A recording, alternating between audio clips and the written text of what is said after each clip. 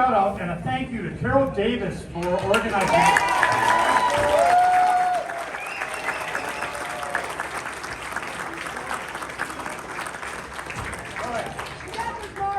Okay, I've been very nervous, so I've been rehearsing this, but bear with me here. So I want everybody to put their hand over their heart. No kneeling. And we're going to do it kind of slowly. We're going to have a couple pauses in the middle, and we'll see how this goes. Okay, here we go. I pledge allegiance to the flag of the United States of America and to the republic for which it stands, one nation, under God, indivisible, with liberty and justice for all.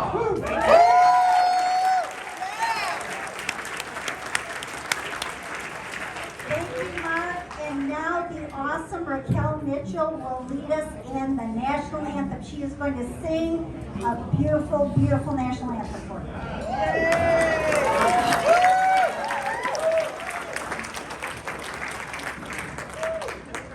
No pressure.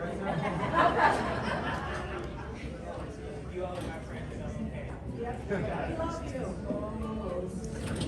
Can you see by the dawn's early light what so proudly we hailed at the twilight's last gleaming, whose broad stripes and bright stars through the perilous fight o'er the ramparts we watched were so gallantly streaming, and the rocket's red glare, the bombs bursting in air, gave proof through the night that our flag was still there.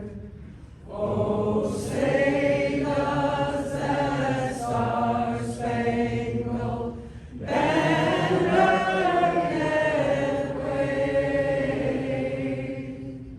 o'er the land of the free and the home of the brave?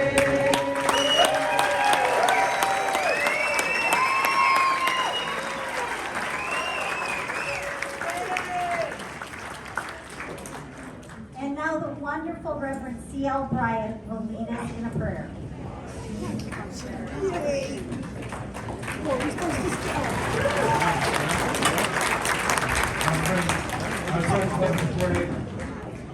Our Father and our God, oh, how grateful we are to be able to approach your throne in this mountain, the home of the free and the land of the brave. And we thank you for this is a place where you have blessed from sea to sea and from coast to coast.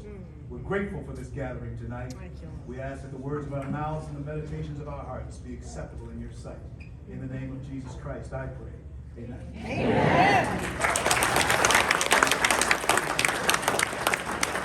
Thank you so much, CL. Hey, let's hear it for FreedomWorks! I love these guys. If you don't know FreedomWorks, you gotta check them out. They are awesome. I have a couple of quick announcements to make. I want to recognize really quickly the Illinois Conservative Union Board. I am the chairman. Our vice chair is Jan Shaw. Jan, give away. Jan Armstrong is our treasurer. She's right over there helping check people in. Jane Carroll is our secretary. Jane's here. And I want to also thank our senior fellows, some of whom are here today. Jameson couldn't be with us, Jameson campaign. Jeannie Ives is on our advisory council. John McGlasson is on our council. Ed Monkowski. David Shistokis.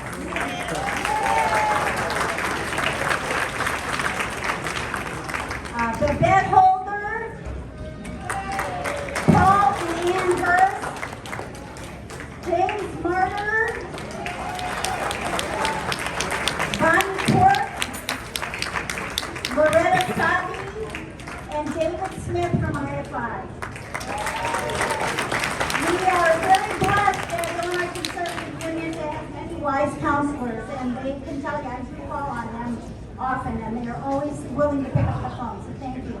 Thank you all for coming out tonight and showing this great turnout, this great support. The Patriot movement is alive and well in Illinois.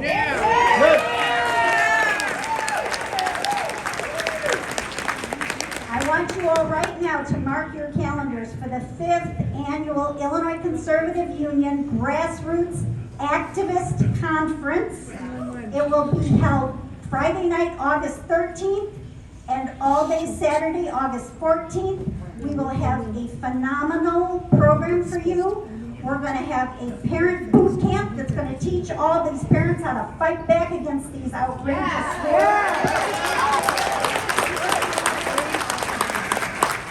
And you know Illinois Conservative Union has partnered with Judicial Watch to sue the Illinois State Board of Elections to get our votes.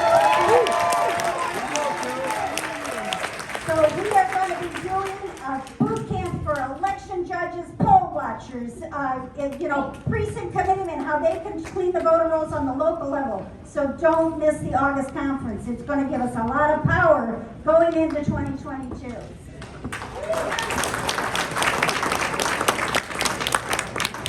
I want to call your attention to a table back there. It's going to have literature. I've invited a lot of groups to bring their literature. Get connected with a local group, folks. There's power in numbers. Look, a lot of you probably felt alone, and now you look around you and say, wow, you know what, there are more of us than there are of them. Loud and proud and in their face. Now I want to call your attention to our sticky note project. You know, we're getting canceled. We're getting canceled all over the place. Social media has canceled us. So we got to find new and unique ways to get our voice out. On that table, you will find our Post-it notes. This one says, little packs of 25 sticky notes. Are you tired of hot air and high taxes from Springfield?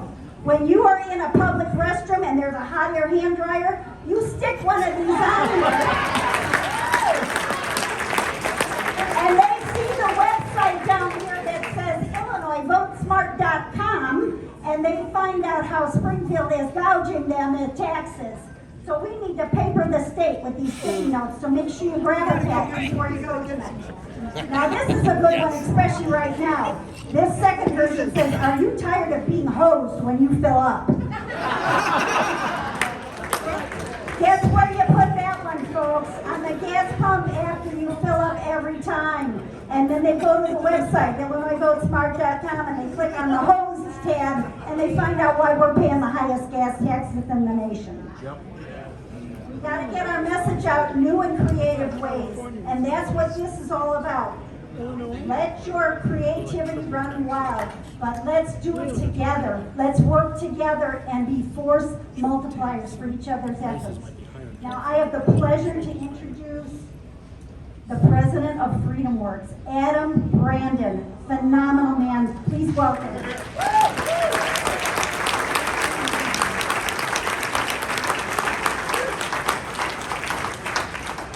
When I first met Carol, she just came up to me and said, "Hi, I'm Carol. I'm a granny on a mission." That was years ago, and you're still on your mission. This is, I'm obviously not going to speak long because let's look at the lineup tonight. We've got Nigel Farage. We have Steve Moore.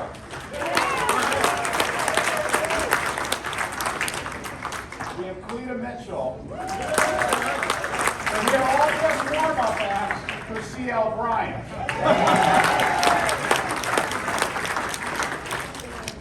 Mike Senator Mike Lee once asked me when we were doing an event, he got on stage after CL and he pulled me aside. He's like, Adam, I love doing events for FreedomWorks, but I am never, ever speaking after CL Bryant ever again. So I'm very blessed. I love my job. I get to go to work each day trying to support folks like you, working in Grassroots, because I fundamentally believe the only way you're going to save our country is through grassroots activity. Yes. No one's coming to our rescue. When you're watching TV at night, if you're complaining, it's up to you. It's up to you getting your family. It's up to you getting your colleagues. Everyone involved in grassroots activism. So how many of you tonight, I know the room's actually got a lot of energy, how many people are feeling a little deflated after the election? Deflated after the election. A lot of us, me, I think most of us are feeling a little bit deflated. When you look at what's happening in Washington right now, and by the way, if 90,000 votes were cast differently, Trump would have won, he had the Senate, he had the House. 90,000. So with that 90,000 difference, what do we have? HR 1, is everyone following HR 1? Yes. You guys see it moving out of committee today? That fight is real. And so I know you may have felt a little bit deflated. The reason that we're having this event, that you have these incredible speakers, is we need you in the fight right now.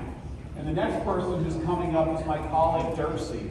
If you want help in getting involved, we have so much work, whether it's texting, phone calls, office visits. We know your time is precious. We want to use it as well as we can to make sure that your voice is in the fight, because that's the only way we're going to defeat things like HR 1. But and after Dursey's coming up here, Nigel's going to speak. The importance of the Nigel's message. First of all, he is one of the happiest warriors who's ever fought. But Brexit was impossible. There is no way it could have happened. You had the corporations in London were against it. The political class was against it. The media was against it. Academia was against it. Is this sounding familiar? Yeah. Just a little bit familiar? So when you turn on the TV and sometimes it feels like, this is an impossible task we have in front of us. You're going to hear from someone who is living proof that with grassroots activity, the impossible can happen, and that's how we're going to save the country. So with that, I'm going to pull up Dursey, and he'll get you involved.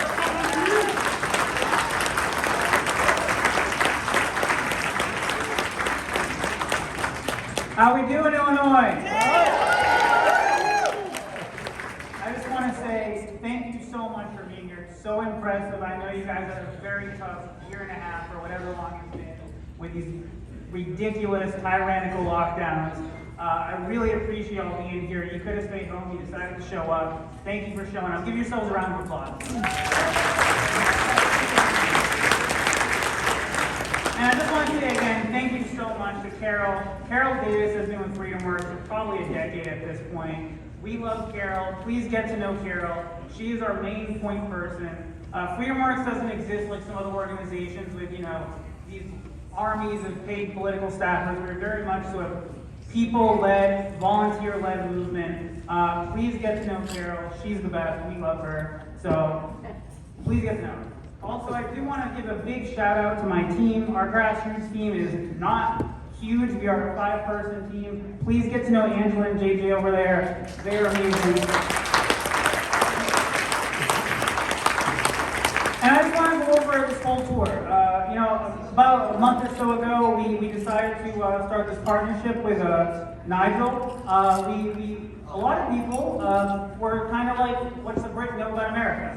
But after getting to hear him talk and listen to his story, it's been very inspirational. And honestly, there's a lot of similarities between Brexit and the Tea Party. This was a people-led movement, and it wasn't this big grassroots push all of a sudden. It was little pockets all over the UK, just like we saw here in America, just like we saw with the push that pushed Trump over the finish line in 2016. So please, you're going to hear Nigel talk. He's going to give you a positive message that we can't give up. We're down 3-0, but there's a second half. We can come back, and we need you to get back in the fight and continue pushing. So, Also, housekeeping items. Like I said, we're in the corner over there. Please get to know FreedomWorks. We are a resource. We don't exist without you guys. Please come up to us, get to know us. We have so many opportunities to get involved. If you're a person who can't knock doors, we have texting. If you can't do that, we got someone else for you. I make a big point to never make activism hard. We want to remove all barriers to make a difference. You can all make a difference, so please get to know us.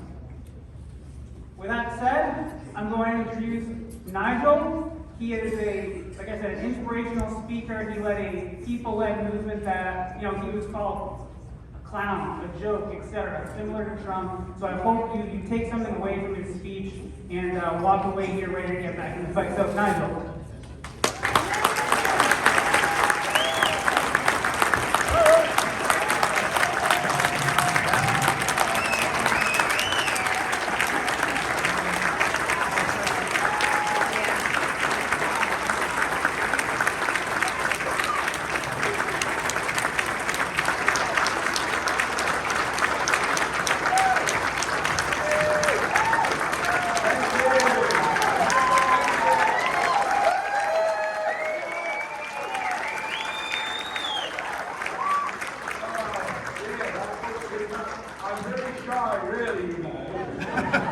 Good evening, Chicago. Terrific to be here. I must say, Carol, you clearly are in charge of this group. You're doing a phenomenal job. Well done, really. And isn't it amazing? After a year of being told we must stay in our houses, that we're out. Not just feeding other people, having a drink, but actually engaging in public discourse, which is what in a free society we're supposed to do. It's great to do.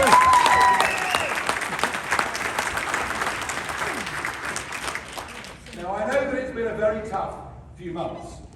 Your candidate, Donald Trump, managed to get 75 million votes and still somehow didn't win the election. So let's wait and see. Let's wait and see what the audit in Arizona comes back with.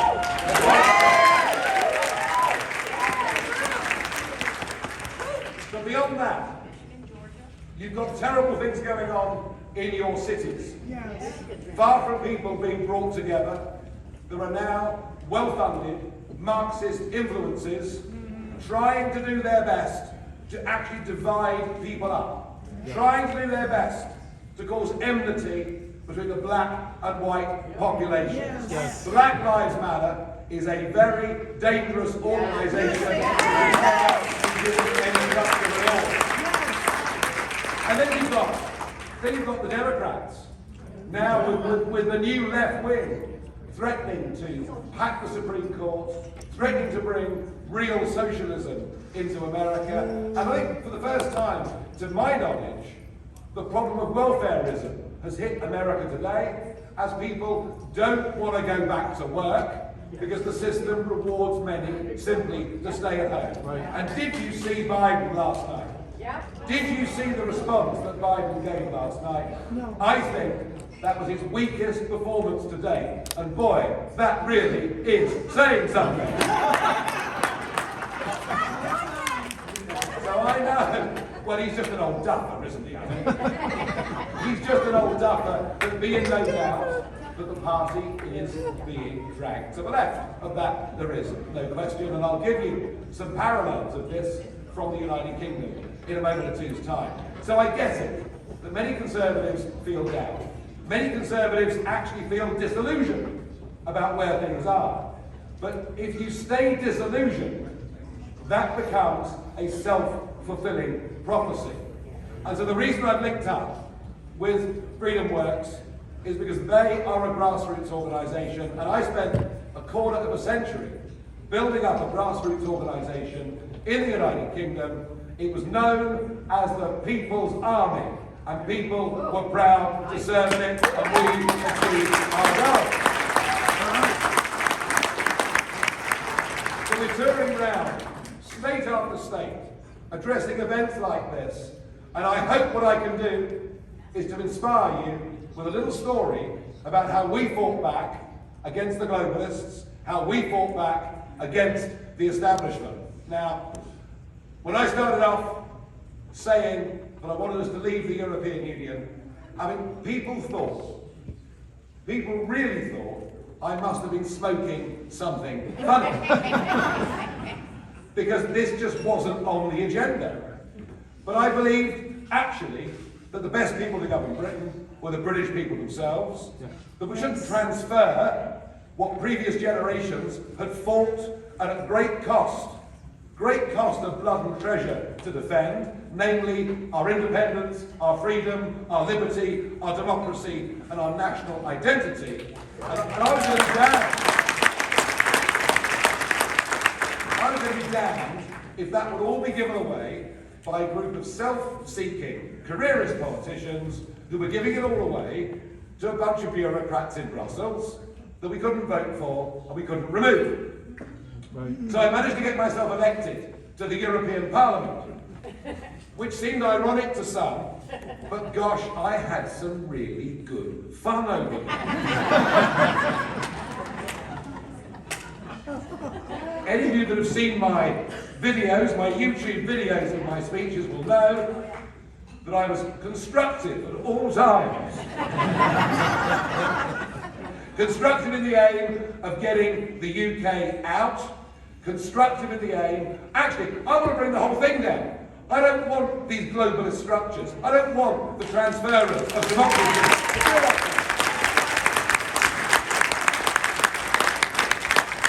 I'd be in no doubt that if Hillary Clinton had won in 2016,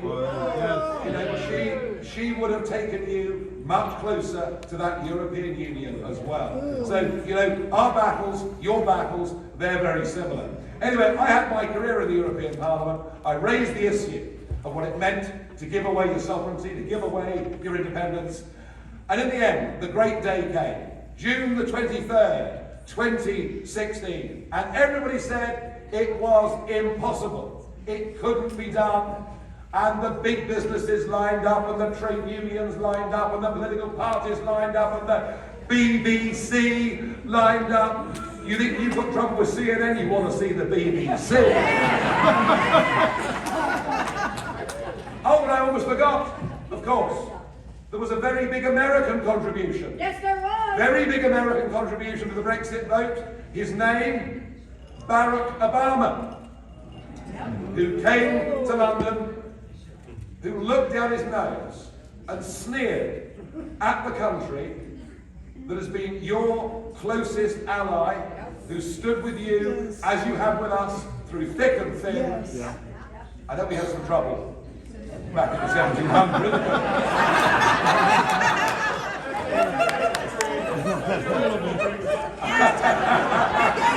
I don't think you heard that, but someone just shouted out the original Brexit. You're absolutely right.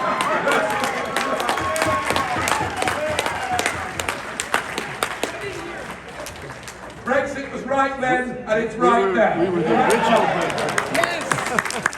But Obama telling your best ally in the world that if we dared to vote to take back our liberties, we'd go to the back of the line. Well, the British people ignored them all.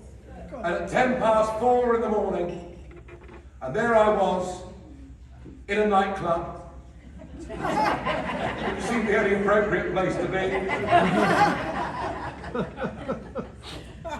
And the BBC came on, and the volume went down, the music was turned off, and the announcer on the BBC said, "We have the official result, and we're out."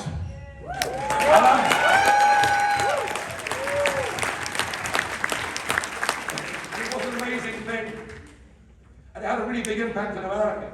I came over for the Republican convention in Cleveland, and I couldn't believe it. Bartenders, taxi drivers were saying, "Hey, aren't you that Brexit guy?" And I realised that Brexit really had resonated over here. People thought, wow, this is a big thing. And people were right to resonate with it, because Brexit is the biggest geopolitical change in the West since the fall of the Berlin Wall. It's that significant of an event. Well, before I knew it, Donald Trump had absolutely latched on to Brexit. He realised this meant something really, really big.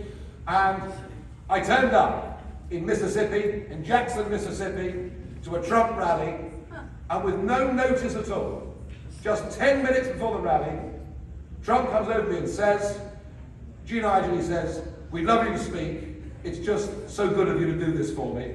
Tap me on the shoulder.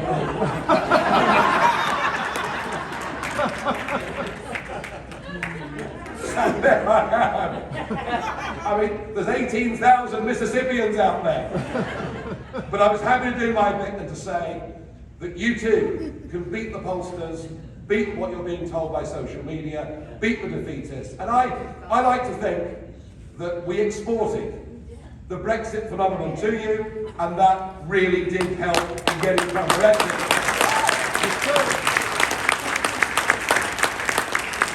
Now there is something else that we've exported to you in more recent times. It's a young married couple.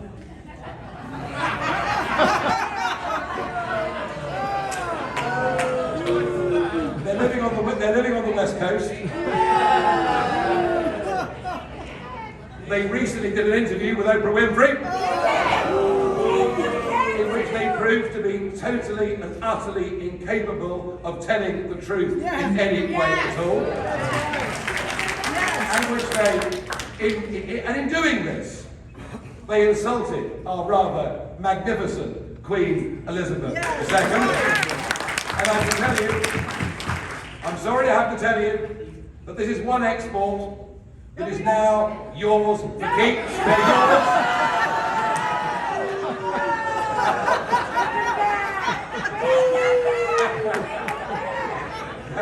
No, we don't want them back. And hey, they fit in well with modern day California, don't they really? But we did export Brexit to you. But just think about this. In so many ways, our countries today are closer than they have ever been. Whether it comes to literature, whether it comes to theatre, whether it comes to film, whether it comes to art, whether it comes to music, our cultures are intertwined in the most astonishing way. Yes. Proof of this was on Trump's 2020 tour, his second big Make America Great Again tour. And once again, I followed him round, and once again, I was very honoured. This time it was Arizona, for him to ask me up on the stage. And I've become a very good friend of Donald Trump's, and I've just spent the weekend.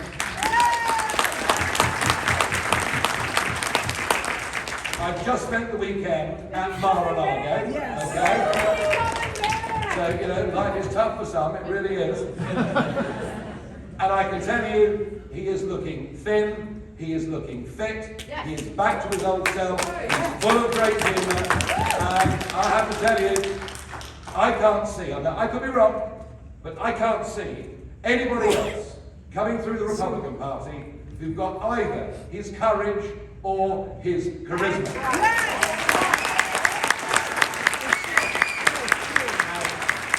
So what I saw this weekend, he is getting himself ready for a fight, and I very much hope that he can.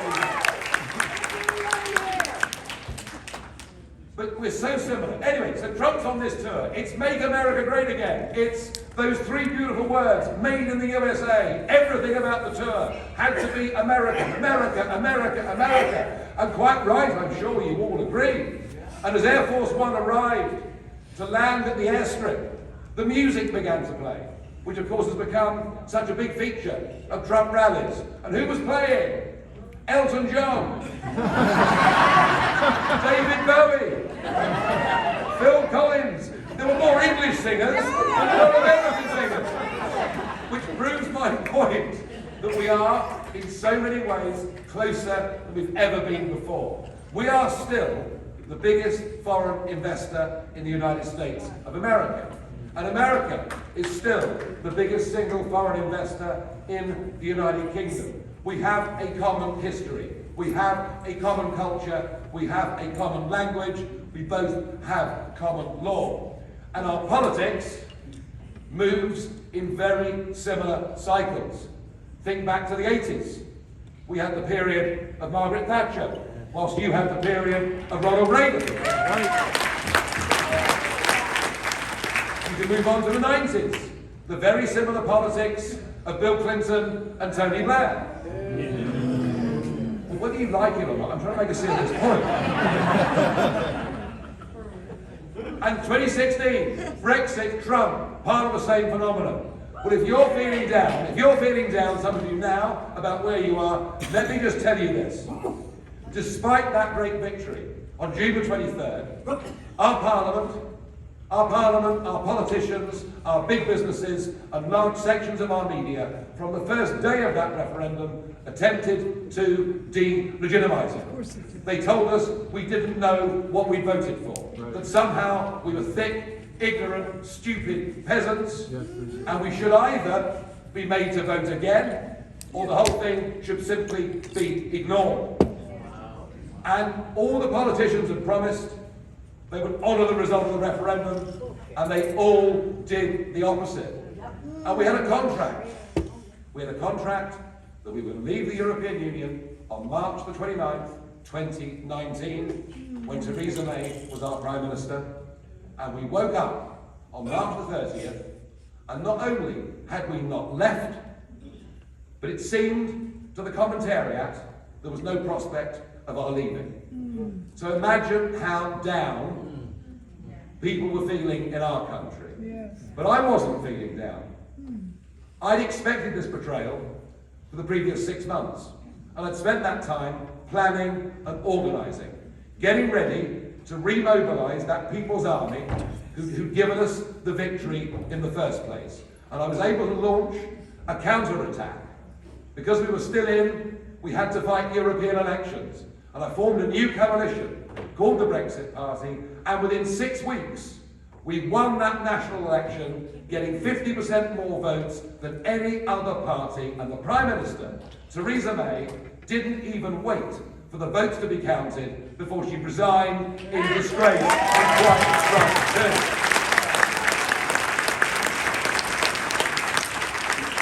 And that was the moment that got us back on track. We got rid of May, Boris Johnson came in, Brexit has now been delivered. We've left. Elements of it aren't perfect, but we've left. We're out. And would you believe? An opinion poll published last week, which asked the question, if there was a Brexit vote again tomorrow, how would you vote? And now, 70% support Brexit.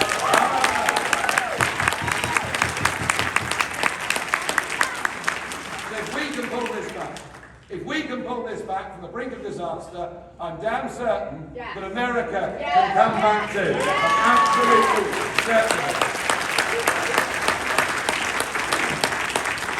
There's one more piece of this story I want to share with you, which I think you'll find very, very relevant. The Labour Party in the United Kingdom in recent times became really heavily infiltrated and to some extent taken over by the hard left.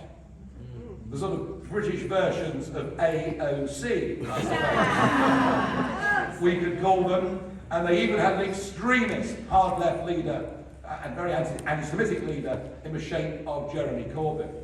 But Labour's problem has been building for years with many of its own voters. Because Labour's been taken over by the metropolitan elites in London, by people who literally have no contact or communication with the working class base that led to the growth of the trade union movement and indeed the Socialist Party in the United Kingdom. They have never, ever willingly accepted the fact that Brexit has happened, and millions of their own voters despise them for it. But more crucially, it was under Labour that Tony Blair just unconditionally opened the doors to legal and illegal immigration coming into the United Kingdom. Now, for the well-to-do in London, mass immigration's fine, because it means they can have cheaper chauffeurs and cheaper nannies. They don't see what the problem is. But the people living out there in their communities, seeing wages driven down, seeing fundamental rapid change, because you want to control immigration and be careful about illegal immigration, that isn't racist. That's a sensible thing that any country ought to do.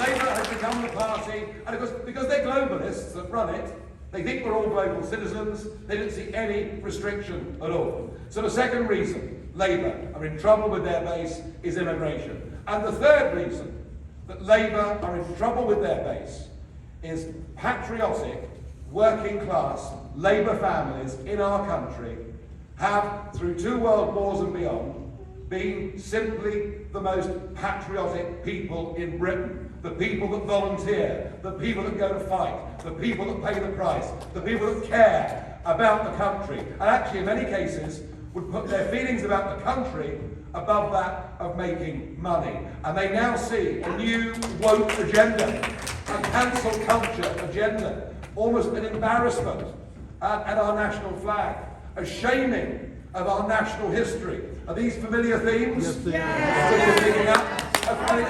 We're being told we should be ashamed of ourselves. For example, for the slave trade, the Royal Navy spent more money stamping out slavery around the world than we ever made out of it, and yet the balance of that is never given to people. These people, they know our history isn't perfect, but they're proud to be British, and they don't want to be led by a bunch of globalists who support open borders and frankly want to do down the very concept of the nation state. And as a result of all of this, as a result of the earthquake that I predicted Brexit would cause, oh, and they all laughed at me, you know. Well, I tell you what, they're not laughing now. As a result of all of this, last week, in the English local elections, the Labour Party have been all but wiped out, and socialism is dead in England.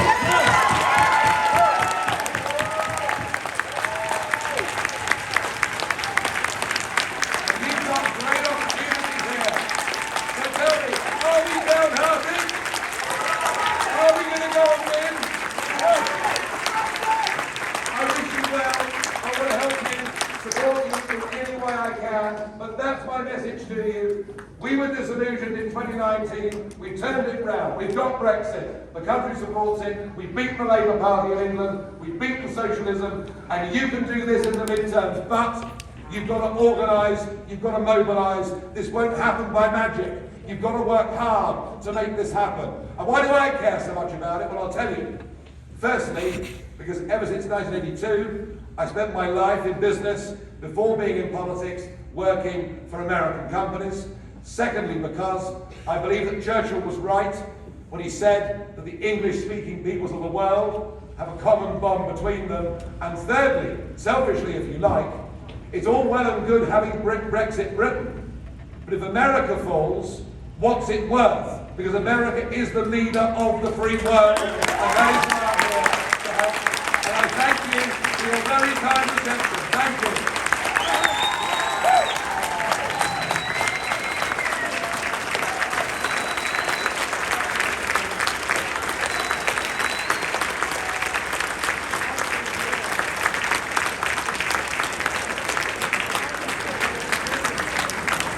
Another round of applause for Nigel.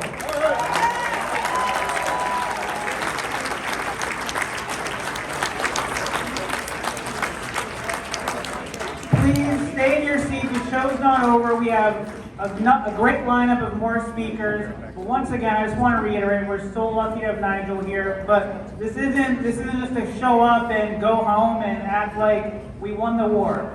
We need you to get involved. We need you to get in touch with people like Carol, mobilize. I know some of you in here have already come up to me, run your own groups. Please get in touch with FreedomWorks. Ask us how we can help you. So our next speaker, well, first off, background. We all know America has had an issue with its election system. It's been a problem. It's a big problem when free people don't feel comfortable voting. That is how we begin to get into very, very not good times. Last election, there was a lot of suspicions on what went on with the election. Maybe rightfully so. A lot of us saw some questionable videos. maybe it was things we just didn't understand. Regardless, there has always been some level of fraud, some level of bad actors. That is why FreedomWorks has kicked off an election integrity initiative to take back our election systems and make sure they're easy to vote and hard to cheat. So our next speaker is Cleta Mitchell. Cleta is an attorney that's been working with FreedomWorks for many years, but she now leads this initiative. And like has been said earlier, we need the grassroots to fix these problems. Those, no offense, a lot of losers in DC and your state capitals aren't going to fix these problems. It's the grassroots people, regular people stepping up, concerned citizens getting together to fix these very important issues in our country. So Cleta Mitchell is going to come up here and tell you what we're doing at FreedomWorks to shore up our election system. So Cleta.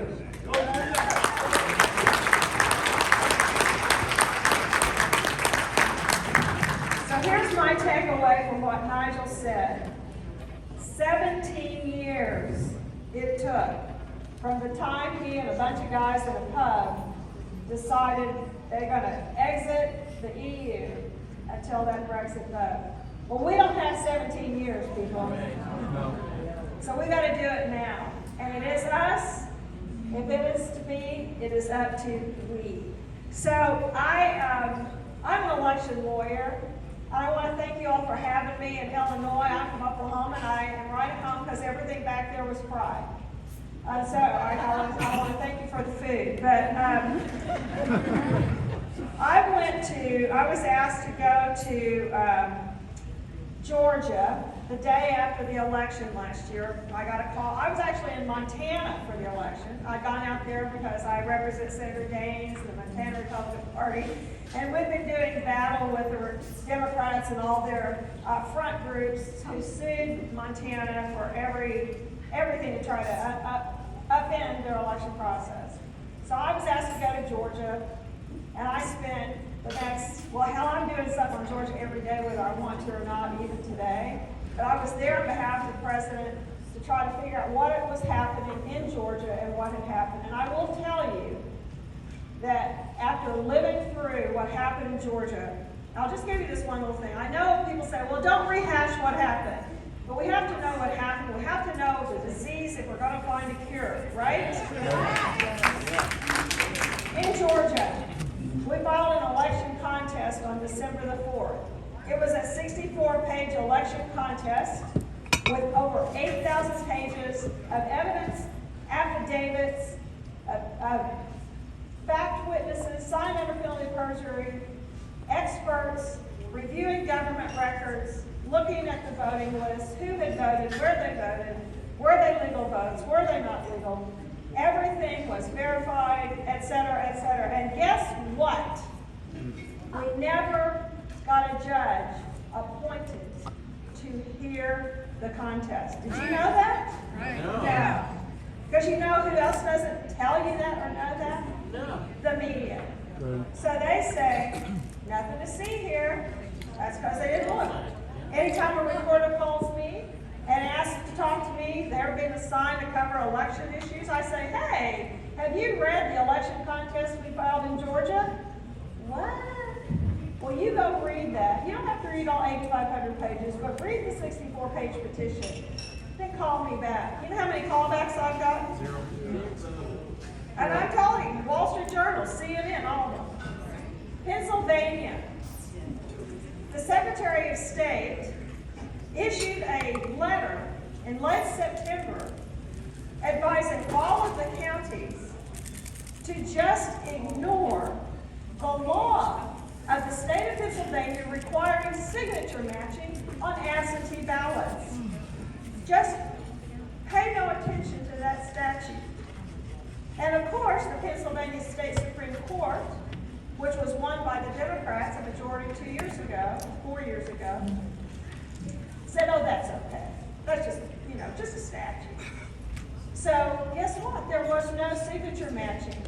So when Mark Zuckerberg takes and gives $350 million, $400 million to the Center for Technology and Civic Life, which was founded by former Obama people, and they go into the city of Philadelphia election office and give them $12 million in September. You know what their annual budget was?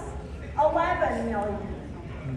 So they sent all that money and turned election offices in Pennsylvania and Wisconsin and Michigan and Georgia and some in Texas. They tried to do it in Texas, but not the whole state.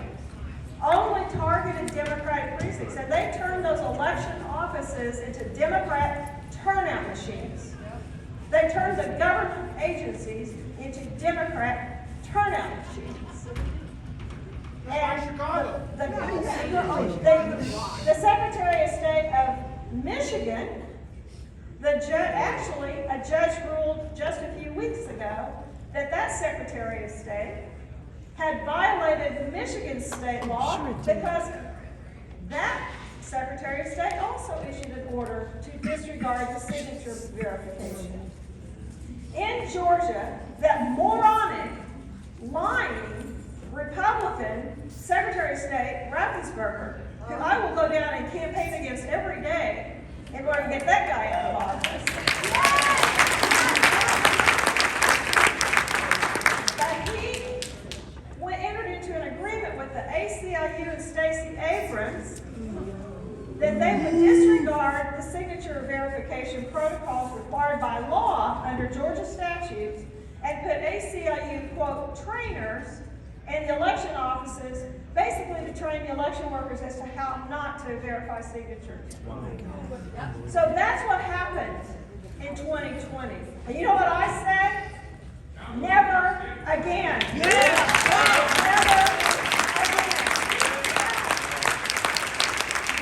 So you know now what the Democrats are doing? You know what they're doing. They passed in the House a bill, not a Republican vote for it, every Democrat but one voting for it, to codify every bit of mischief they committed in 2020, to make it part of the federal law, to overtake and to overcome and disregard our state election laws, which I believe this bill is the most radical transformation of federal and the federal-state relationship by legislation in the history of our country. That's what they're trying to do. And I got to read you a quote. Today was the markup in the Senate on this bill. It went all day. If you get a chance, watch Ted Cruz and some of our guys, but Ted Cruz was on fire today. It was wonderful. And so the bill, the Democrats, trying to cram all this down our throats, Republicans offering amendment after amendment, all, party line votes, the vote to report it out of committee failed on a 9-9 party line vote. It's tied, so it's not voted out. That won't stop them. They're going to keep going. But this is I got to read this to you. If you think that this is just because they think this is good policy, let me just read you from the New York Times this morning. I do not subscribe to the New York Times, but someone cut and pasted it for me. They were talking about the fact that Democratic lawmakers have worked behind the scenes to craft a bill to make it more acceptable to Senator Joe Manchin from West Virginia, who said he can't support the bill as written and he won't vote to blow up the filibuster, and a handful of other Senate Democrats who've raised issues with the bill. But this is what's interesting. They say Senator Tim Kaine from Virginia has said, I gotta find this, that this is an existential threat if they can't get this bill passed. Why is that? Because they want to put themselves beyond our reach. We operate in this country. The Declaration of Independence talks about that these rights are vindicated by the consent of the governed. Yes. We give our consent, and if they abuse our consent and we don't like what they're doing, we withdraw our consent. Right. But they think that we can never, ever influence what they do. votes just like they've done in Springfield. Right. That's what's happened. Right. That's what they've done that's what they've done in California. That's what they've done in New York. That's what they've done, and they're trying to do it everywhere. And ladies and gentlemen, we cannot let that happen. It is time we take back this country.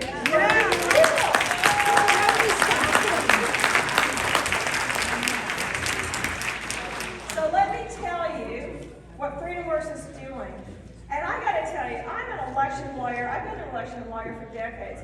I am very geeky on these things. And it just warms the cockles of my heart that now there are people who actually care about the geeky things that I love. So here are the geeky things that you've got to do. You've got to be election officials. And what FreedomWorks is doing, I'm going to give you this.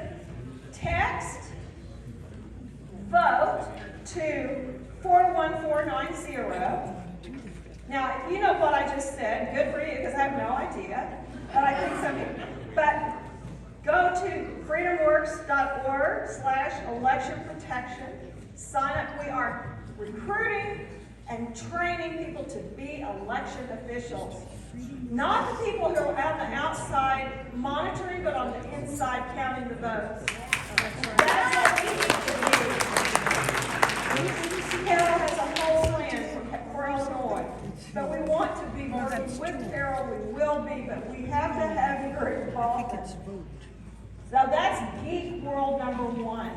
FreedomWorks. Number two, voter registration.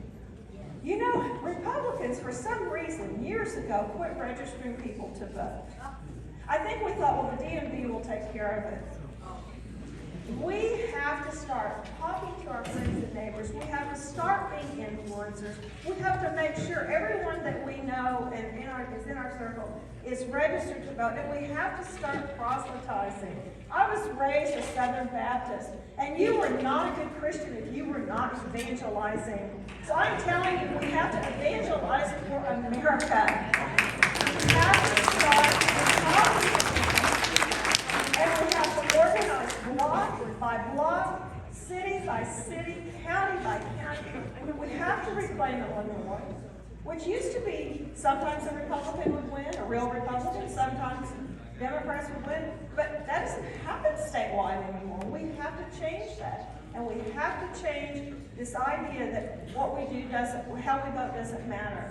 Because that's what the Democrats are trying to do. They're trying to say, we're going to switch the system, we're going to pull the rug out from under you, and we're no longer going to adhere to our basic principles that we can send to the government. So, voter registration. And the other one, and the final one is these three things. Election officials, register voters, and clean up those damn voter rolls. Yeah! We need people going into every county. We will give you training. We will tell you what things to look for. I will tell you one of the rules that I was a volunteer for the president in Georgia, and you know, it's interesting because those of us who worked on that election contest, we're all volunteers. We called ourselves Team Deplorables. Because the people who were being paid by the RNC or whatever, they were nowhere near, were not helping us. But I said one morning, it hit me, I thought, you know what, we're going to have zero tolerance for violations of the law. If the law says you have to be registered at a residential address, which is what it says in the laws of the state of Georgia, then by golly, if you are not registered at a residential address, we're going to say that was an illegal vote because it is.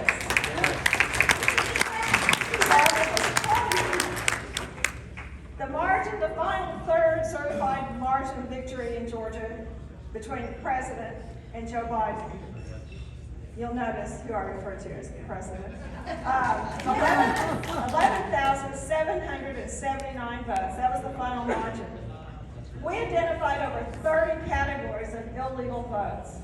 In just one category of people not registered at a residential address, we found 18,325 votes cast, counted as part of the certified number of people who were registered to vote at a post office box, a commercial address, or a vacant lot.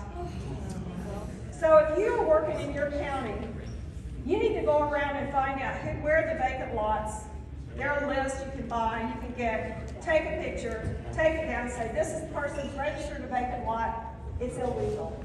And we have to start standing up for the law and say, this is what the law says, and we are going to clean those voter rolls, and a massive citizen army can make that happen. It's geeky and nobody's done it, but it's time for we to do it.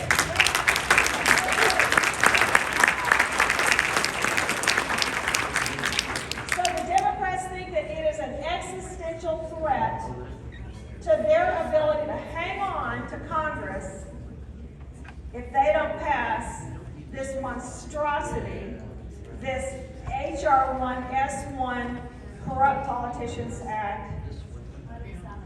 We have to take them seriously. It's an existential threat to our country if they pass it. So we have to be fighting against that bill, and meanwhile, you gotta work with us, work with FreedomWorks, be an election official, register voters, clean those voter rolls. Let's save this country.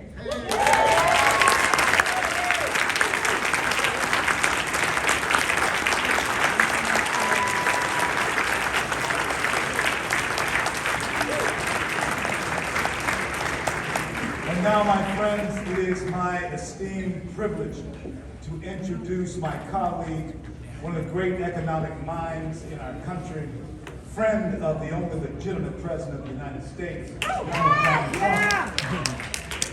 Let me give a warm welcome to my colleague and friend, Mr. Steve.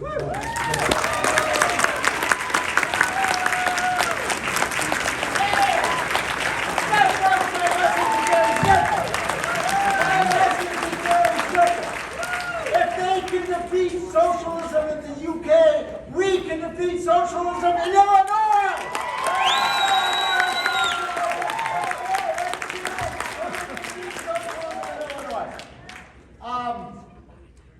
I'm so proud to be back here. Carol, what an amazing job Carol does. And she is a great person. Carol, thank you so much. I think most of you know, I am a native-born Illinois resident. A bunch of people came up to me, saying, "Do you still love Illinois?" And I said, "Yes, I love Illinois. I just hate the politicians in Illinois." And my message tonight is one that I think follows up so well. By the way, is Nigel just an incredible world? And the reason that we've had him, right, Adam, go all over the country is because we're going to kick their ass in 2022. We are going to kick their ass. And one thing that bothers me a little bit, I do love this state. I practically grew up in Wrigley Field, and it's just a great, great, great state. But there's too much, I came in, gee, do you think we can win here? I mean, it's awfully tough. Hell yes, we can win here. Adam and I lived through 1994, remember? What happened in 1994, the Republican Revolution. The people said, oh, that can't possibly happen. We won everything. We beat every Democrat on the ticket everywhere, from local dog catcher to Senate and governor's races. We kicked their butts in 2010. Remember the Tea Party movement? How many of you were part of that Tea Party movement? We kicked their butts. And I'm telling you, I can feel it. I'm talking to some of my Democratic friends. I talked to a Democratic pollster just last week. He said, Steve, in this environment, where Biden, day by day, is less and less popular, he is saying that any candidate with a D next to their name is very vulnerable in 2022. We can win this. We can win these things. And I tell you what we need to do in Illinois, in my opinion, is have a really, really bold agenda. So I'm going to tell you some of the things. I'm working with Gary Rabine. You all know Gary Rabine. I love Gary. I'd like to see much time. But, and I'm helping him on his economic program. I'll help anybody who's got great ideas. Gary does. And here's the platform we're talking about in Illinois. Eliminate the state income tax. No state income tax. You want to bring jobs back in Illinois? Eliminate the income tax. By the way, people think, we couldn't do that. How can we do that? There's 9 states in the country that have no income income tax? What's the income tax in Florida? Zero. What's the income tax in Texas? Zero. What's the income tax in Tennessee? Zero. What's the income tax in South Dakota? Zero. Where are all these people going? People are leaving Illinois. I was just in Florida. My God, all I saw was Illinois license plates. It's incredible how many people are living in this great state. And we have to bring it back. And I believe we can do this. So, number one, we eliminate the state income tax. Number two, we eliminate the vile state death tax in the state. If you die in Illinois, you should not have to pay death tax. Number three, fire the teachers' union in Illinois.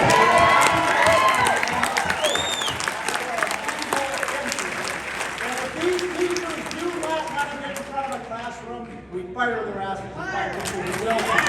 Because what the teachers' unions did this year to our kids was shocking, right? And never again. Number four, never again should we lock down our businesses in Illinois.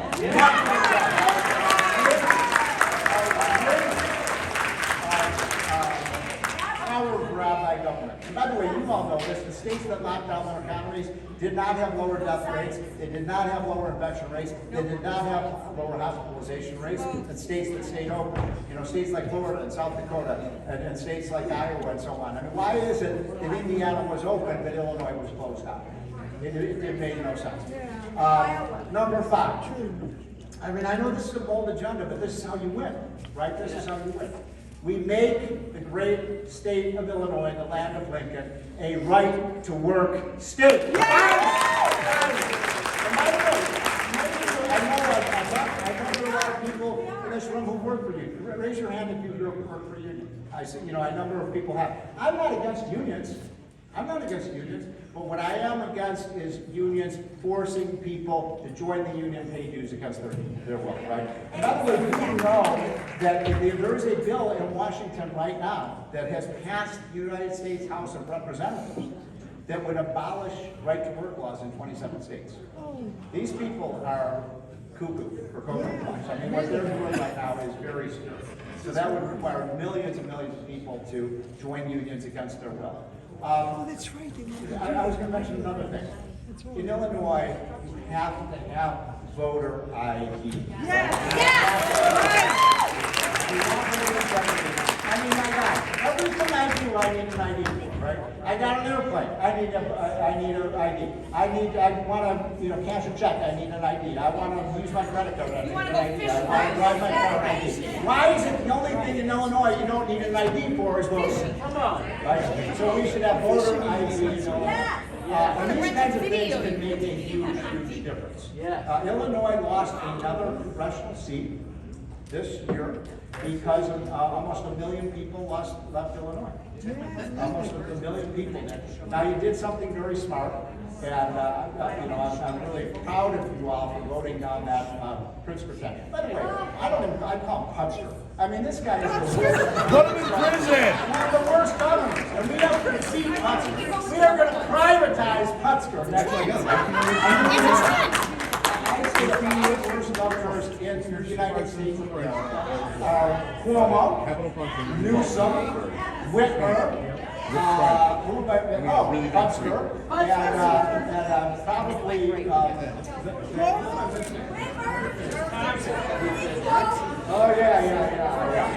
Newsom is pretty bad. They're going to recall Newsom in California. How cool is that?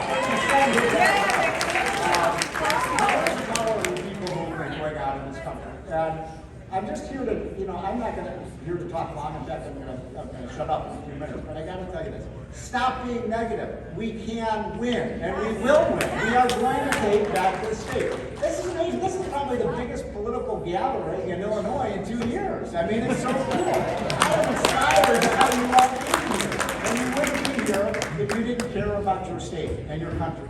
And I'm seeing it all over the place. I was in North Carolina, I was in Pennsylvania, I've been out in Arizona. You see it. People are, how many are pissed off? How many are angry? You have to convert your anger to action. We have got to do this. These people are out of control in Washington. They are drunk with power. Their latest gambit is $6 trillion new spending. That's more money. Biden, in 1 year, by the way, Biden makes Obama look like Ronald Reagan. I mean, he is an unbelievably horrible president. He has proposed more new spending and debt in 1 year than the United States borrowed to finance, adjusted for inflation, to finance the Revolutionary War, the Civil War, World War I, World War II. What about? Do you believe that?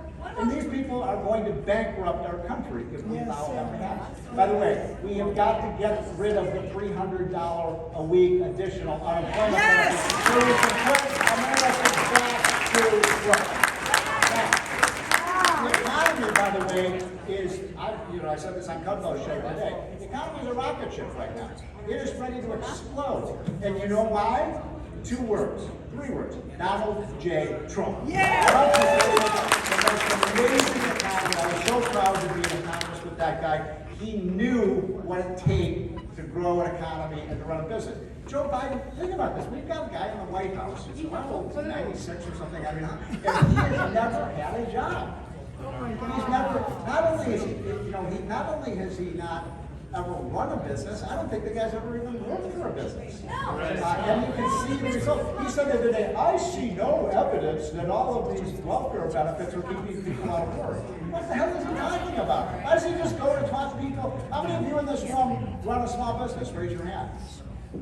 Do you think that $300 unemployment benefits are a problem? Yeah. Oh, yes, they are. Look, I'm not against the safety net. We all want, I've lost jobs. Everybody's in this room probably lost a job once or twice in their life. There's no shame in that. And we want to make sure we have a safety net so people don't fall and they can get back on their feet. But my God, we've had people for 14 months who've not been working. Business is all right. 14 months who've not working. There's 7, the numbers just came out today. There's 8.1 million job openings in America today. 8.1 million. And they are not, people are not going there. I want to mention one other thing. I think it's so important. The left is trying to rewrite history of what happened. Now, here's an important thing. And look, the single greatest initiative, in my opinion, by any president since D-Day was Operation Warp Speed. And that was something that has done such I was in the New York Times just 1 year ago, folks, just 1 year ago, the New York Times had a full-page story, an analysis of vaccine development, and they went through the whole history of drug development vaccines throughout the United States and history. And they said, Donald Trump is lying to the American people when he says we can get a vaccine done in 10 months. They said that is impossible. Just like the people said Brexit is impossible. They said it's impossible. There is no way we can have a vaccine, according to the New York Times, just 1 year ago, until 2023. Isn't that amazing? So Trump did it in 9 frickin' months. I mean, that is just an incredible accomplishment. You know what I think? I'll be with you on this. I think Donald J. Trump deserves the Nobel Peace Prize for saving millions and millions of lives. We're going to have all over the country. We have 2022 is going to be exactly like 1994. It's going to be exactly like 2010, where we outworked them. We outworked them and we preserve the integrity of our election system. And we are going to send to Washington a thunderous message of hell no. No more spending, no more taxes, no more regulating. By the way, no more destroying the American energy industry. You see this? 80% of our energy today, you know where that comes from? Fossil fuels. Fossil fuels. We have more oil, gas, and coal than any other nation in the world. I used to say to Trump, back in 2016 when I was working on his campaign and was one of his chief economic advisors, I used to say, Donald, if you promote American energy, I said, the United States can be an energy independent country. And you know what he said to me? I'll never forget. He said, Steve, I don't want America to be energy independent. I want America to be energy dominant. Now, be done. In January, for the first time, in January of this year, here's an amazing statistic. Nobody in the press talks about this. In January, the month that Trump left office, for the first time in any of our lifetimes, unless there's somebody over the age of 95 in this room, United States, you know how much oil we imported from Saudi Arabia? Zero for the first time. Biden is right now systematically destroying our coal industry. He's destroying our oil industry. He's destroying our natural gas industry. It is outrageous. It's assault on American sovereignty. It is assault on one of the great industries in the world. And by the way, you know, he thinks that we're going to, in 10 years, everybody's going to have an electric car. I mean, how insane is that? How is it in California? 20% of the people who fly on electric cars, and by the way, I'm not against electric cars, I'm not against Tesla. But I've got to say this, in California, 20% of the people who bought electric cars went back to, gasoline cars. So, but by the way, let's just stretch our imagination, say in the next 15 years we could get to, even 50% electric vehicles.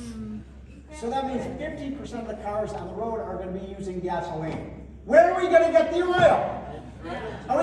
Do these dunces want us to get the oil from Iran? From Saudi Arabia? From Russia? From China?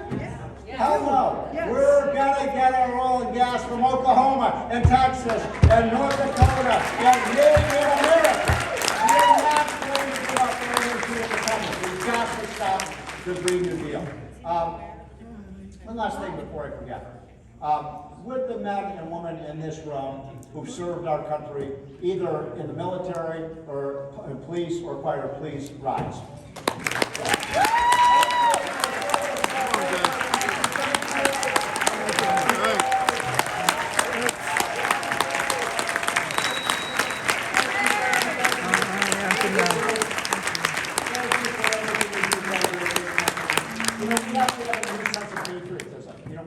I can't stand millennials. I mean, I just don't like it. I have two kids that are millennials. But millennials are just less patriotic than liberals are less patriotic. Right? By the way, I'm kind of rambling a little bit. The United States of America is one of the greatest countries in the history of this planet. And Mr. President, shame on you for calling America a systemically racist country. America is not systemically racist. It is not.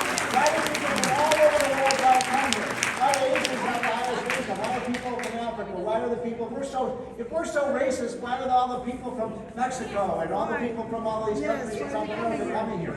And by the way, I'm not against immigration. Immigration is great, but they have to come to the country legally, not illegally. Legally, not illegally. So that's my message. I'm being honest with you. I see a big wave coming. I see a red wave coming. I live in Virginia. We actually have an election this year. We're going to turn Virginia red again. And then we're going to turn red again, right? Then we're going to turn Pennsylvania red again. All those states they stole from us, we're not going to get mad. We are going to get even. One last thing. Everybody has their choice for 2024. By the way, Ron DeSantis, one of the great governors. Can you imagine if just for 1 month you have Ron DeSantis as your governor here in Illinois? What a huge difference that would be. He would change this state and fix it up so quickly. Leadership does matter. I love Kristi Noem in South Dakota. I love, by the way, how about Tim Scott? What a great, he's my favorite guy. I love Tim Scott. And he said it, and the left has been, their treatment of Tim Scott. I mean, they call us racist. Did you see the things they were calling us? I mean, it was really quite outrageous. These are not nice people. So I do think we're going to win. And people say to me, who do I want to be on the ticket in 2024? And by the way, I respect, it's still early, and I know there are a lot of great candidates out there. But I always say, when people ask me, who are you for in 2024? And I always have to say, I'm for Donald J. Trump.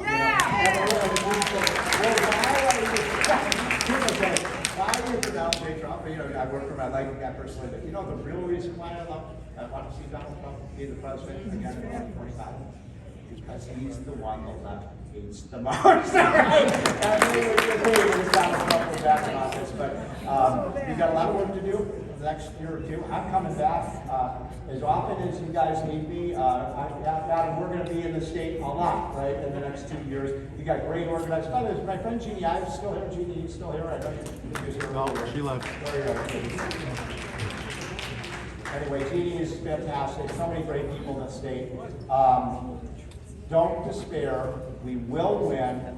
And I just, you know, my favorite moments when we shocked up is to read the New York Times, you know, the next morning. When Donald Trump wins or when Brexit happens. It's time to get even with these people. And we don't need, by the way, they're going to outspend us. You know, they have more money. They've got the Zuckerbergs and they got the Bloombergs. What they don't have is what we have in this room, is the energy, and the people will knock on doors and make it happen. Because folks, there are more of us than them. And I'll say it again. If they can make, if Britain can reject socialism, we can reject socialism in the great state of Illinois. Okay, guys? Stand up if you're willing to fight. Stand up if you're willing to fight for Illinois. You will fight Adam and Illinois.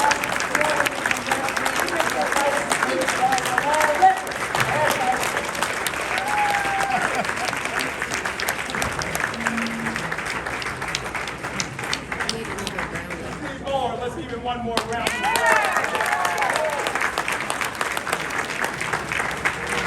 My friends, I'm glad to be here with you tonight. And Cleta, thank you so much for those words of wisdom that we have enjoyed from you.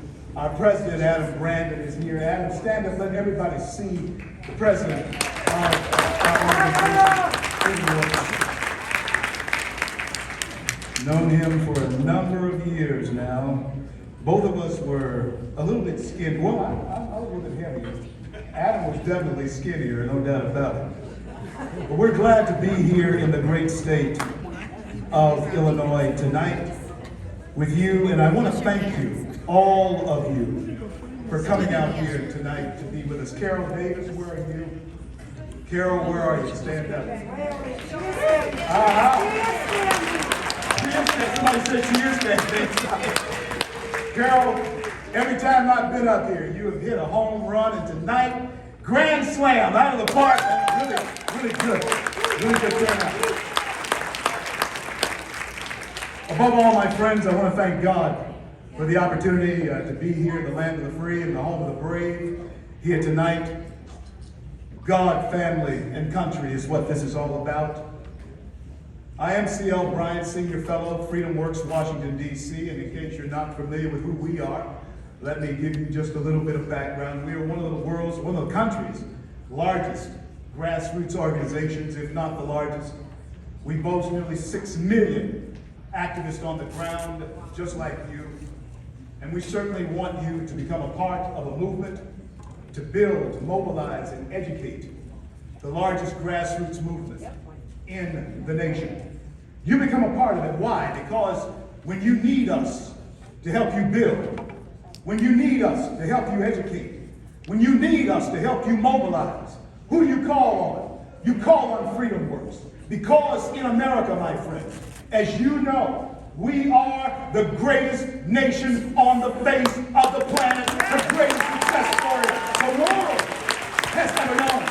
Why? Because freedom works, and it has worked for us for 245 years this year. My friends, you be sure to follow me on Twitter, and of course, go to freedomworks.org. Freedomworks.org. Follow me at Rev REVCL Bryant. Well, it's been a great evening. It's been a great turnout, and I want to say these things to you before we all go home and be about our American lives.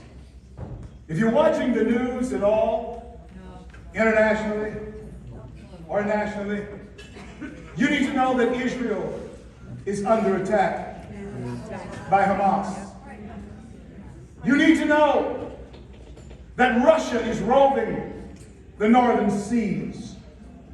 You need to know that the Chinese are certainly a threatening force again in this country.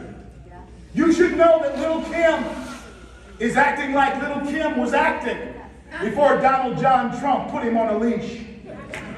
You should know that the Iranians are lying to us again. And once again, there is a man in the Oval Office who, I don't mind saying this, I won't call Joe Biden President of the United States.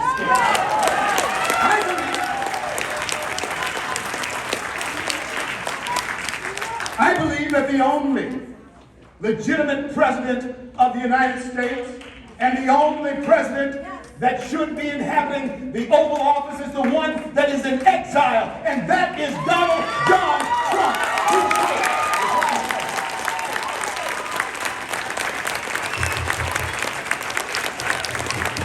America, there is something that we are facing now that we cannot afford to allow to have its roots set in our American society ever again. And that is an apology tour for who we are. We are a nation that has a covenant with God, and it was put in our founding documents when Jefferson wrote that we are endowed by our Creator. Our nation was founded upon a covenant with Almighty God that we will not bend our knee to anyone, no king, no title. We do not bow to anyone. We are Americans. We will stand and we will fight for our nation. Mr. Franklin, what type of government have you gotten for us? Elizabeth Powell asked when Dr. Franklin came out of the Constitutional Convention. He responded to her, I have gotten for you a republic, if you can keep it. And so here we are tonight, Americans. So many years later, from that time that Dr. Franklin spoke those words, I've gotten for you a republic, if you can keep it. Tonight, my fellow Americans, I am saying to you that if we could speak to Dr. Franklin back down through the annals of time, we here in Elmhurst, Illinois, tonight would be able to say to him, here we are, standing still on the ground that you have fought for, and we have kept the republic, and we shall continue to keep this republic. We will keep it. It is ours, and we will keep it.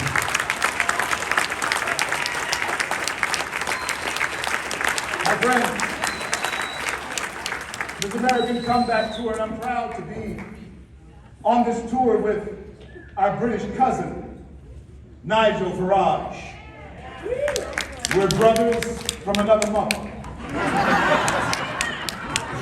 England is his and America is mine. Land of the free, home of the brave. I told Nigel the other day, we were in Palm Beach together. I said, hey, listen, I know you haven't come over here to try and take anything because we've already whooped you twice. So we're not even worried about that.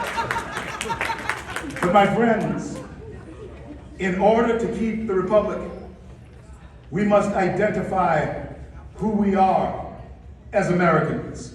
Right. Unfortunately, we are being redefined by the liberal media.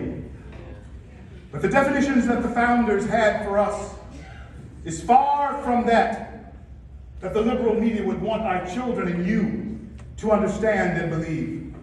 My friends, let me say this to you. This 1619 project that you're seeing coming about in our nation today, and I particularly want to talk to my Caucasian friends, which would mean most of you in this room.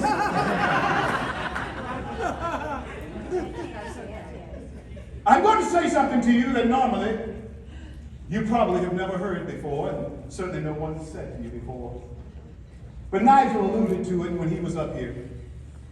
He was alluding to the fact that America is the greatest nation on the earth, and all the other nations look to us for leadership.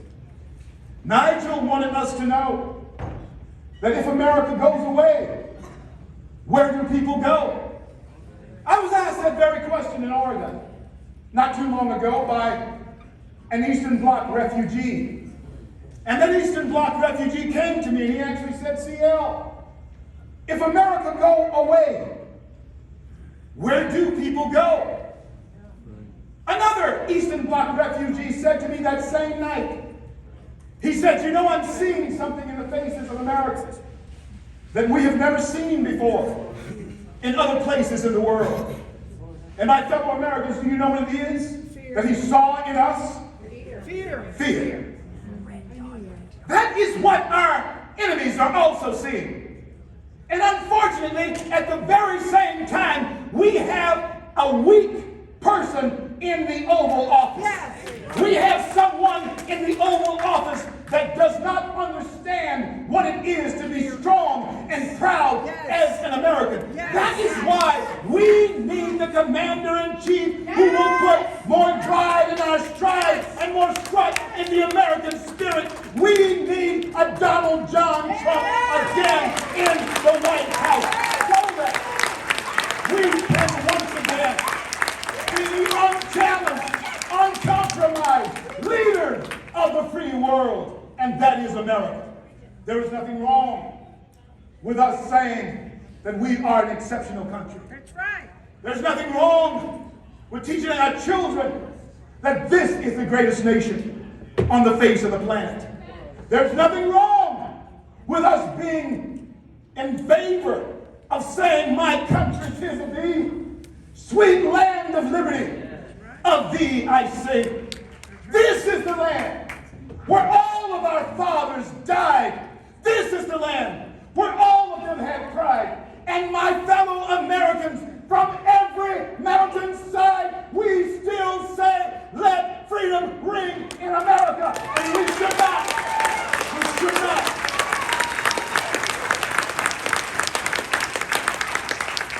We should not allow the progressive liberals to steal our nation from us.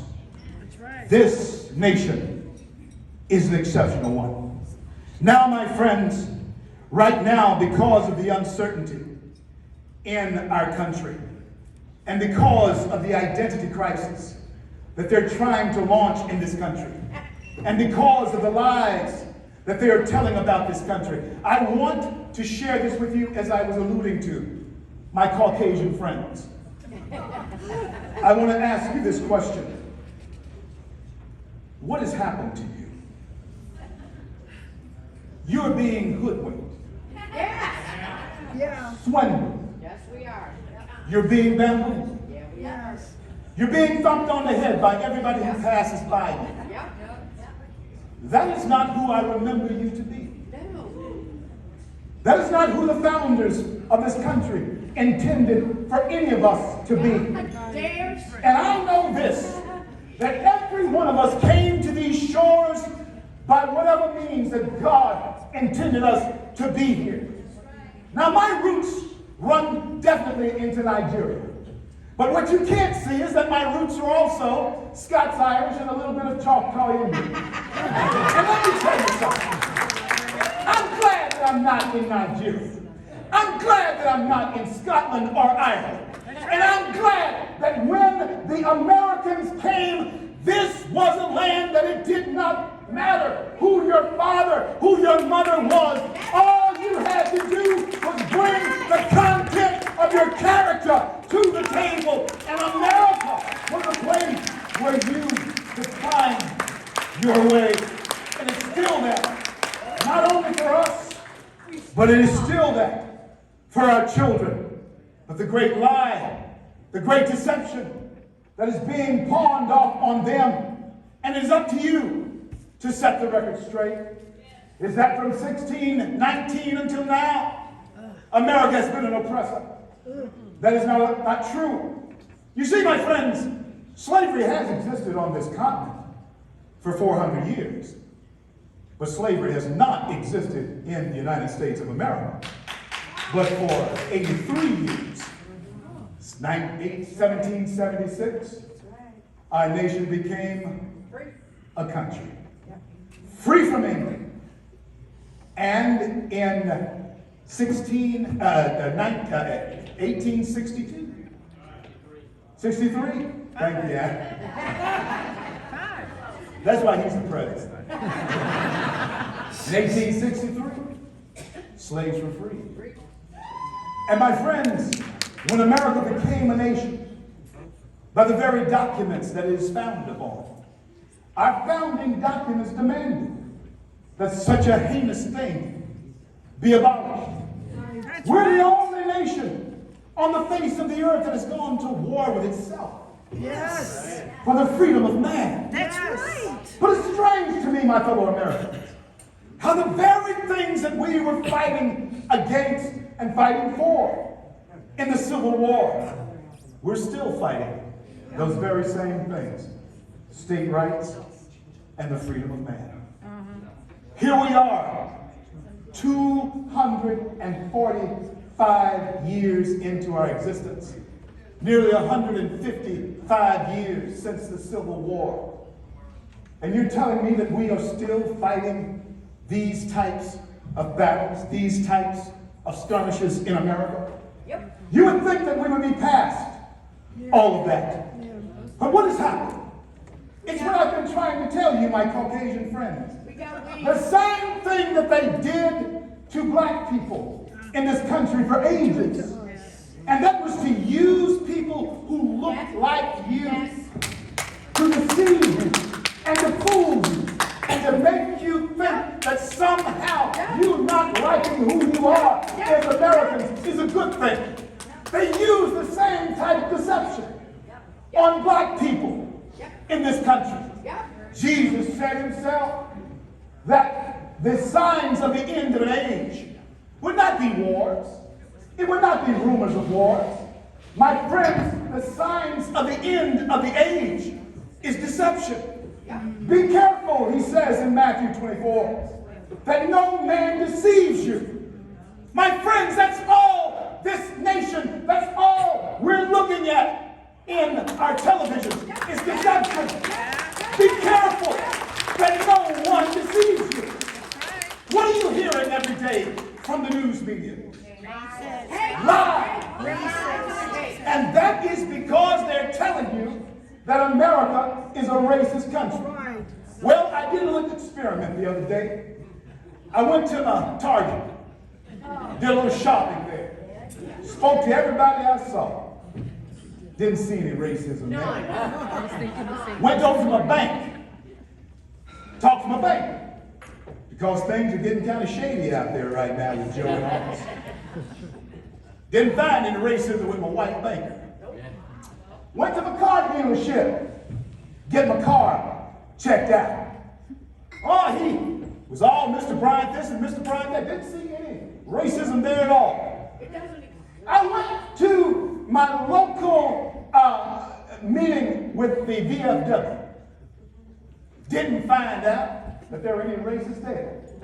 But you know where I found racism? When I went home, turned on the television, and there it was.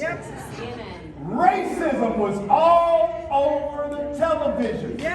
My neighbors aren't racist.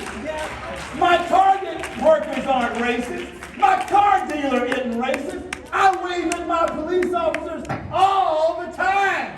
They're not racist. But when I went home and turned on the television, there, my friends, was the racism. That's right. The programs that exist in America. This is the story, my friends. This is what you must now be prepared to talk about in this country. And you must be prepared to talk about it boldly. It is not time now for anyone of weak spine or backbone like Mitch McConnell. It is time for men and women of courage, especially in a time where Hollywood is canceling its own self. That's how silly that is. They're canceling their own selves, and Nancy Pelosi. And let me tell you something about Nancy. Nancy is a premier politician. You gotta believe me now.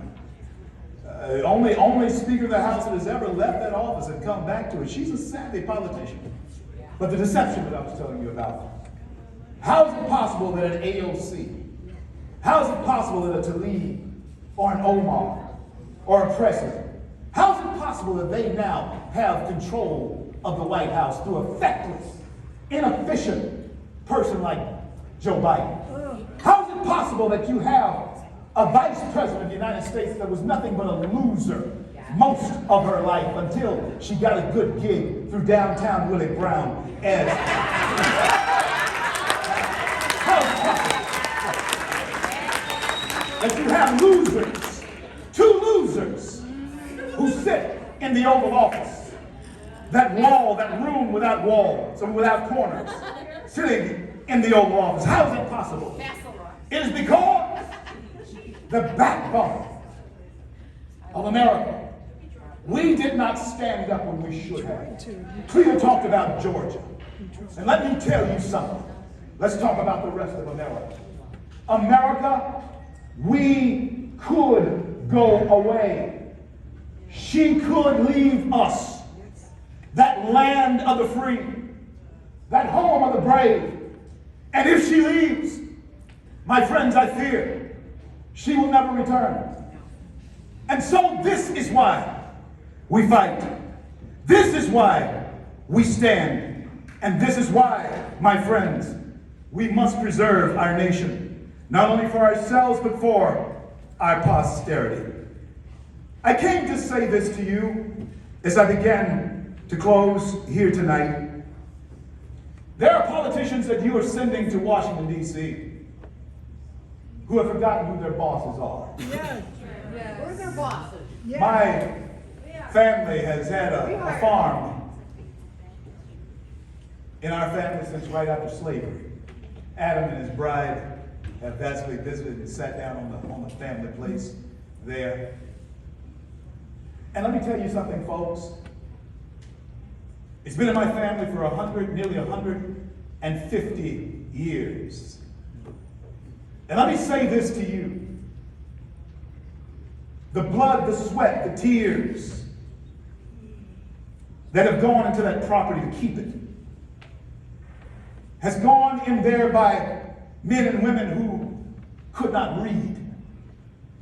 My name is Cleon Lewis Bryant, but my father's name was L.C. That was his name because his father, my grandfather, was illiterate and named all the boys initials, named all the girls simple names like May, April, June, that someone else helped them to spell. But my friends, I come from the kind of stock where it was almost insulting for someone to even think that you needed charity. My grandfather, illiterate as he was, he became a very prosperous businessman. He was a pulpwood tree cutter. Before you know it, he had himself 3 trucks and hired something like 20 guys. An illiterate man. If you wrote his name in the sky, he would not have been able to read it. And here I am, the grandson of such a man, born into a land where he did, in fact, have an unequal playing field. But I remember so vividly, and Adam, you've heard me tell this story before, coming down to the farm to lay some fence posts, or to dig some fence post holes for him. And at the time, I had a 1969 Mustang Fastback. It was an older one. It was kind of raggedy. But I was proud of the 8-track tape. Some of you may not understand that. Well, I had an 8-track tape deck in that 69 Mustang Fastback, and I was coming down that country road, dust flying behind me. The birds must have been rocking in the trees because I was playing loud, because I was very Afrocentric back in those days. I had a huge afro. And I was playing very loud James Brown on the 8-track. And he was saying, say it loud, I'm black and I'm proud. So I pulled up on Grandpa's property. And the old man, I could tell when he was angry. It was in his stride and in the look in his eyes. When he got close enough to me, about 5 feet away, he put his rough-hewn pulpwood cutting finger in my face. And he said these words to me, words that I shall never forget. He said, Sonny, I didn't go through all that I went through so that you could be black. I went through all that I went through so that you could be free. Free to go places I've never gone. Free to do things I've never done. And free to speak your mind. In America today, my friends, we're facing the demise of the freedom to speak our minds. That is the essence of who we are as Americans. And those lawmakers that we have sent to office, you need to send this message to them from Elmhurst, Illinois tonight, that if they cannot do the bidding of the people that have sent them there, they need to pack their bags and get out of our state houses and get out of our national houses. It's time to send them packing. And then finally, my friends, I want you to understand that you need to tell your children that definitions equal destinations. Americans, the definition of who we are, the definition of family, the definition of patriotism, the definition of marriage, the definition of gender. When you change the definitions, you also change the destination. There is a destination that the progressive liberals want our country to arrive at. And only you are standing in the way of it. Only you, with your understanding of what America was, what America is, and what America can be. Only you stand in the way.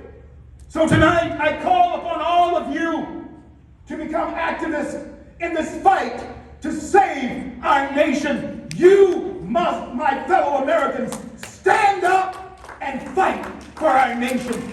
That is what we're called upon to do tonight.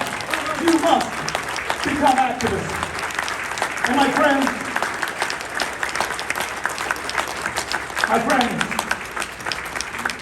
in closing, I will say this to you.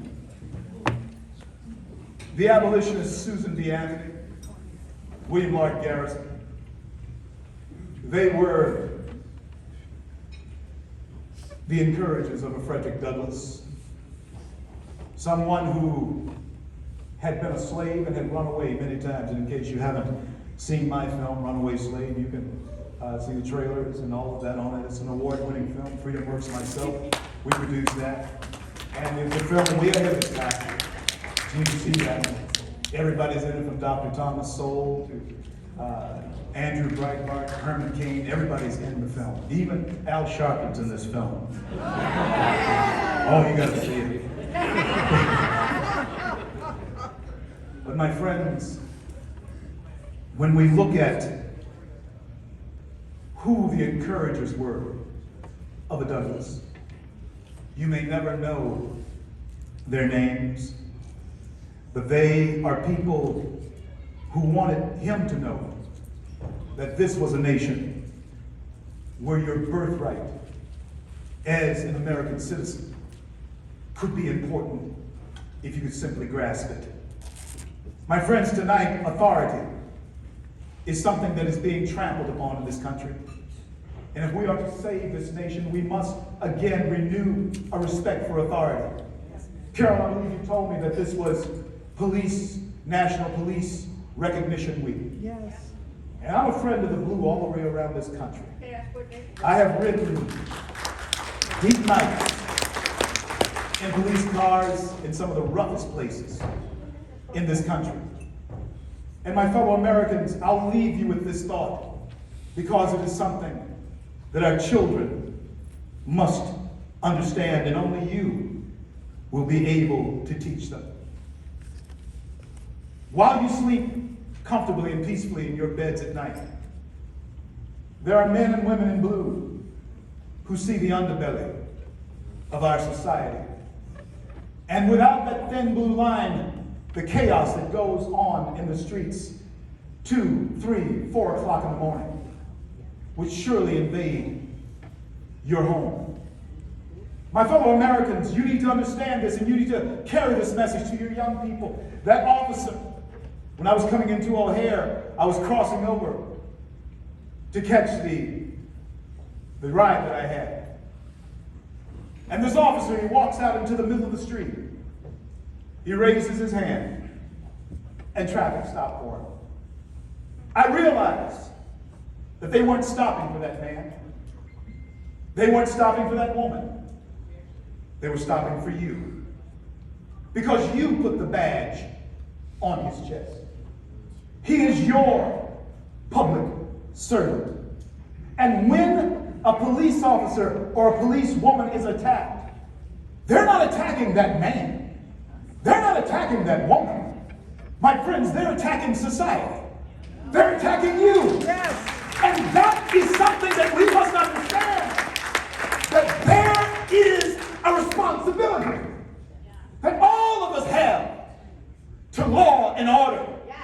And without that, we descend into anarchy. My fellow Americans, this is not the place where we want to live in an anarchist America. It will never continue to be the land of the free and the home of the brave if we don't understand law and order. And then we are a nation that is founded upon Judeo-Christian ethics and principles. We better hold on to that, because Reagan was right. If America forgets that she is one nation under God, she will be one nation gone under. As a Baptist minister, I have to say this to you and leave you with a story. There's a man named Samson in Scripture, the book of Judges, and he was deceived. There was a woman by the name of Delilah, a trickster. And it could have been a man or a woman, but he was deceived. When she thought she had the secret of his strength, she would cry out to him, "Samson, the Philistines are upon you." And he would break his bonds that she had tied him with. And he'd go out and he'd vanquish the Philistines ever once again. But then his deception became so deep that he actually told her the secret of his strength. And she took advantage of the locks of his hair and clipped them. And then she cried unto him again, "Samson, the Philistines are upon you." And he shook himself as he had in times past. And he went out to face his enemy, the Philistines. But the Scripture says something, my friends, that I pray that we as Americans will never realize of ourselves. The Scripture says that this time, when Samson went out to face those Philistines, Scripture says that he did not know that the Spirit of God had departed from him. America! The Philistines are upon us. And we have people in the White House who are giving away the secrets of our strength. And my friends, if for no other reason, we must fight to preserve our lives. Because in Samson's deception, he lost his. If America forgets that she is a nation under God, she will be a nation gone under. And so, my fellow Americans, tonight, this question I want to leave ringing in your ears.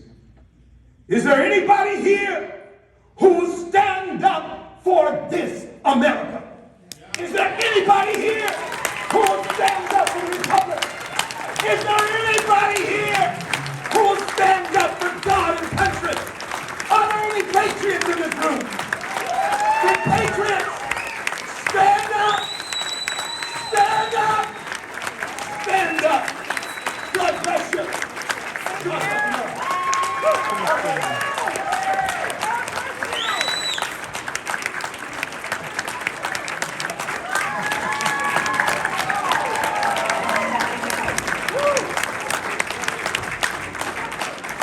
All right, now we are just been imbued with some jet fuel, and we are going to do exactly what we've learned tonight. We're going to come together and we are going to change the world like Nigel Farage did. All right, now folks, I want you to make sure you get connected with FreedomWorks. Make sure you get connected with Illinois Conservative Union. Look for our conference information to come. Remember, mark your calendars, August 13th and 14th, the Illinois Conservative Union Grassroots Conference.